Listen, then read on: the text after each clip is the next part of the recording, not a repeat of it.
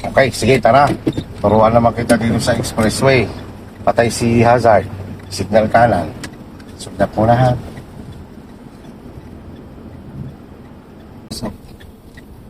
Yan.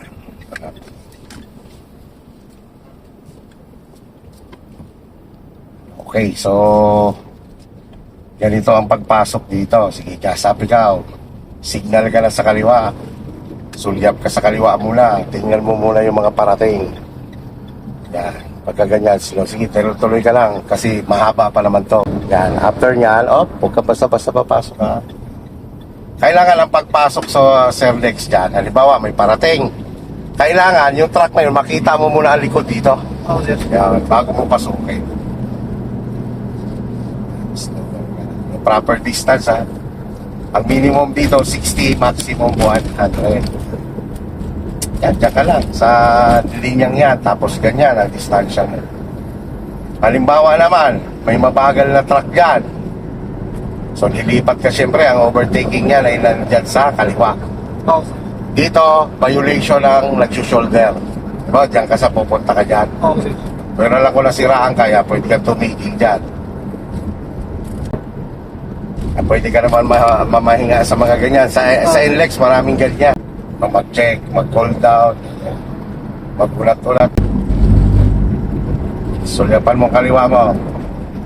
Mayroon?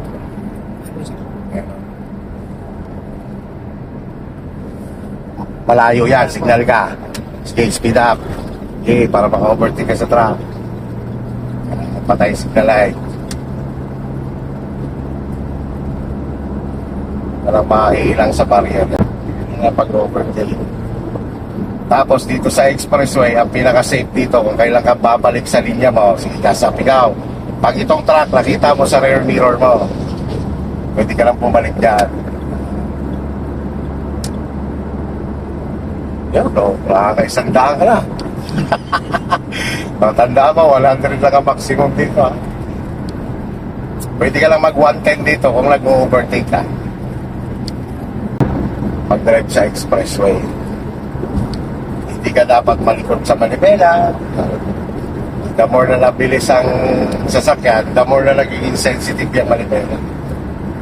Kasi diba, tingnan mo, kung pula likod niya, nag-aalalay ka na ng brake. Yan, para hindi mabilis ang dating mo sa kanya. Sulyap ulit sa kaliwa. Wala, signal ka. Paglagpas ng sige, signal ka. Paglagpas niyang kutsing pula, pwede ka na sumunod. Kailangan makita mo muna siya dito bago ka sumunod. Yan. Patay na signal light, huwag na signal.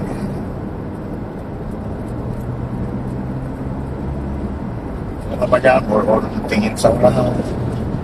Yan, stay on your lane ka lang kasi may mabagal pa rin truck dito sa outer lane.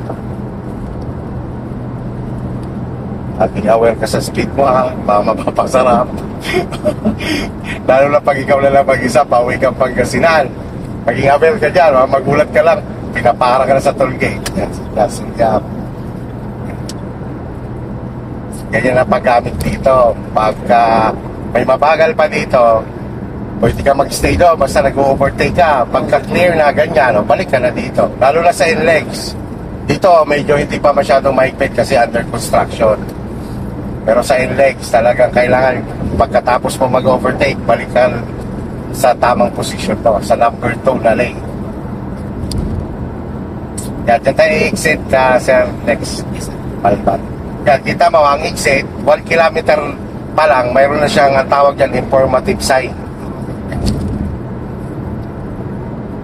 Kaya mag-stay ka na dito talaga sa lane na to kasi magpa-exit ka. Signal na ikaw, slow down ka na kasi pa-exit ka na. Diyan ka palang papasok sa broken line na yan. Tapos slow down ka na. Huwag ka lang mag-agas. Lalo na kung nakakuha na siya ng burnout. Pasok ka na, patay na signal na. So, tapos sa kaliwang butas ka naman pumasok.